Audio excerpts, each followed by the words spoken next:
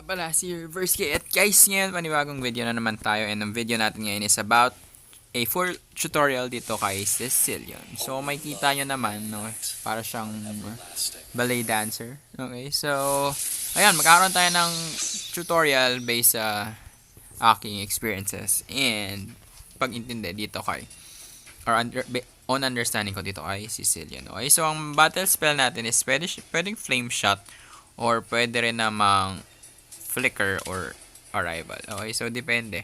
Pero kasi may purify na yung ulti niya, so hindi na masyadong kailangan. Most probably, pwede ka na lang mag-flicker para in terms of emergency, or if gusto mo naman na response type, no, pwede ka mag-arrival. Pwede rin naman flame shot for para may stun, pero sa ngayon, mag-flicker na lang muna tayo. Okay?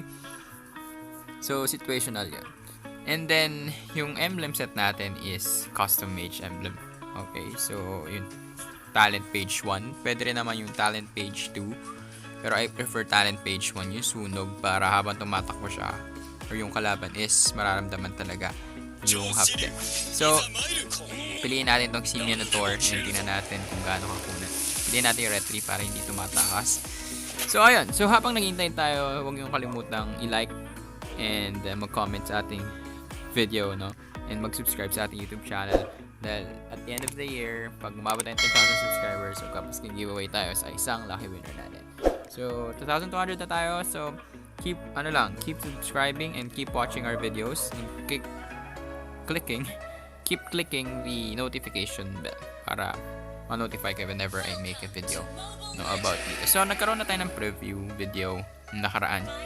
So, nakita nyo na yung skill nitong si Cecilion. And, of course, nakita nyo na rin may mga halaban na kayo. And, ban na to. Okay? Currently, ban na tong si Cecilion. Okay? So, of course, i-unlock natin is yung first skill niya na 1 to Sawa. Okay? And then, pwede tayo mag-jungle nitong, ito lang, yung Curse Sword. No? Pwede rin pala itong Retry. No? Pwede yung Retry. So, may kita yung mga ka-RG. Yung Curse Sword kasi may mana, gaano kahapdi yan mga ka-RG? Tank yung tinitira natin, pero yung first skill niya, no? Yung first skill niya, napaka-hapdi. So, yung second skill, medyo maraming nalilito, no? Kapag, most probably, oops, hindi nakuha. Poke pa tayo. So, most probably, maglagay tayo dito ng friendly bot, or ng normal bot. Ay, titirahin pala siya dyan. Remove bot. Remove bot natin. Lagyan natin dito. So, most probably, mga ka-RG, po-forward yan. Po-forward sila. So, sa mga nagtatanong kung magko-compress ba tong mga to, magko-compress ba sila? Tingnan natin kung magko-compress. Pero most probably, alam ko po-forward lang yun. Okay? Ayun. So, hindi siya nagko-compress. Hindi ko masasabing nagko-compress siya. Most probably, nagpo-forward. And then at the same time, may backward transition. So, tingnan natin ulit kung may forward and backward. May kaya habang hinabol tayo. Oops. Kamali tayo pindot. So, iset natin. Maglagay tayo dito ng isang normal bot. Ito pang normal bot. Abot yan yung range. So, tingnan natin. Okay, so may compressing type siya. Kung yung nandun sa dulo, babalik. And then yung nandun naman sa may bandang unahan. Nitong second skill ni Cecilion is lalayo or pagko-compress niya. So, good crowd control effect para dito kay Cecilion. Okay, so punta na tayo sa ultimate. Mag-add tayo ng level. Okay, so meron na tayong ulti. So, ang ultimate naman itong si Cecilion, maglagay tayo ng napakaraming. The next build pala natin is movement, which is the Demon Shoes. So, maglagay tayo dito ng napakaraming mga Lilia. Layla, rather.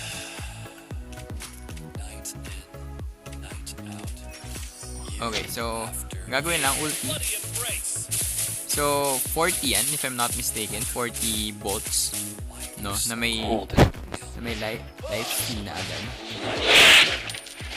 Oops. So, ayun, mga card. Yun yung ulti niya. So, to be honest, hindi ganun kahapdi yung ulti niya. Parang bonus na lang. Mas gusto ko siguro na siguro nawalan na rin sila ng idea, pero pwede na rin yun, no? 40 volts na tatama sa random number of tao, no? So, okay lang. No? Pero 1v1, of course, malakas yan. Pero ang pamatay talaga dito is yung stock ni Cecilion, which is nag-i-increase habang yung passive niya, which is yung stock nga niya, nag-i-increase yun habang tumatagal yung laban or habang may napapatay siyang minions. So, if I'm not natin. Ayun. Ay, hindi. Every time pala na kinakas niya, no, nagkakaroon ng effect pala, no. So, dun, mentras na gumagamit, and then at the same time, no, itong ulti niya is nag-generate din ng stock, no.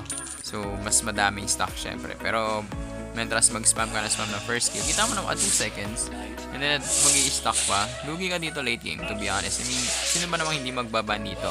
Wala namang combo dito, to be honest. Situational yung paggamit ng skill dito. Ang pangit ng sa kanya is masyadong malayo yung range, no?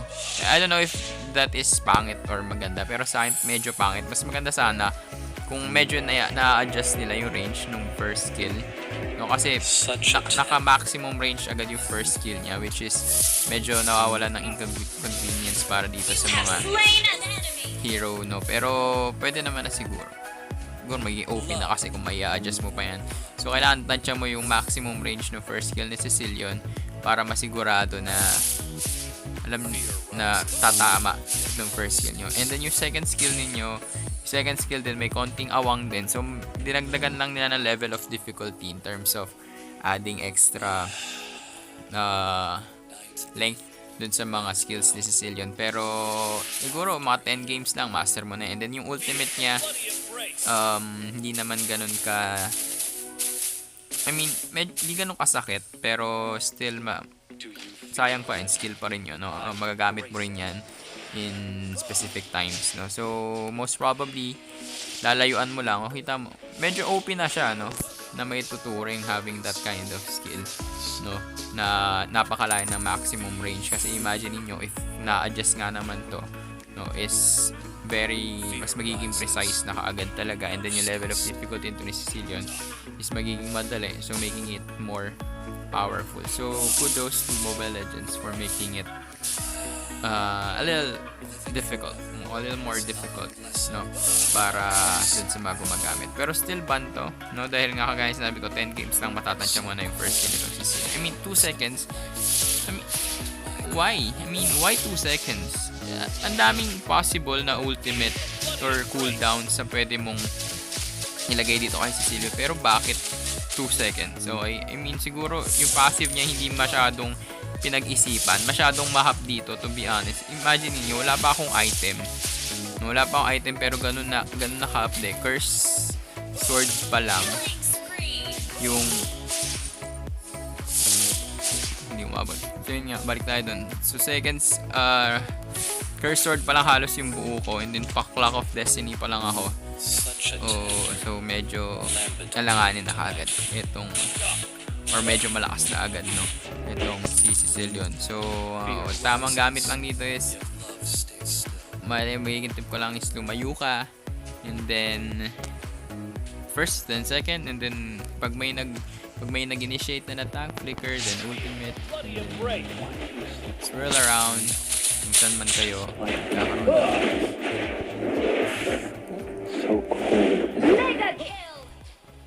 Oh, sarap na, no, pag nagagawa mo yun. Kaso pag malapitan nga lang talaga, medyo hindi siya alangan. So, kailangan tumatakbo ka habang tinitira mo siya. So, ayan na yun. Sana nagustuhan yung video tutorial natin, nakaraan preview. So, medyo naging busy ako. And, I don't know if magiging busy ulit ako next week. Hindi ko alam kung makapag-upload pa ako ng Marvel Super Wars. Comment down sa comment section below if gusto nyo pa akong gumawa ng Marvel Super Wars video. Okay, so don't forget to finish the video para sa ating audience retention. Okay, so hanggang sa muli, ako si Verse. Kaya like, comment, and subscribe. Booyah!